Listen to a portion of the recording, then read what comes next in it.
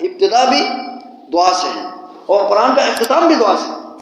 قرآن کا اختتام میں قل اعوذ برب الناس، سورہ ناس، قل اعوذ برب الناس ملک الناس الہ الناس، میں رب الناس کے پناہ مانگتا ہوں. یہ پناہ مانگنا بھی عبادت ہے نا، پناہ مانگنا بھی دعا ہے. پناہ مانگنا یہ اللہ تعالیٰ سے ہم گویا کہ یہ دعا کر رہے ہیں. دعا ہوتی ہے، سوال ہوتا ہے کہ ہمیں خیر اللہ عطا کرے. پناہ مانگتے ہیں اللہ ہمیں شر سے، مصیبتوں سے، بلاؤں سے اللہ ہمیں بچائیں، اپنے حفظ و امان میں رکھیں. یہ پناہ، یہ بھی دعا ہے. میں رب الناس کے پناہ مانگتا ہوں، الہ الناس کے، تمام لوگوں کے جو الہ ہے، معبود برحق ہے، ملک الناس، سب کے جو بادشاہ ہے، ملک ہے، اس کے پناہ مانگتا ہوں. کس سے؟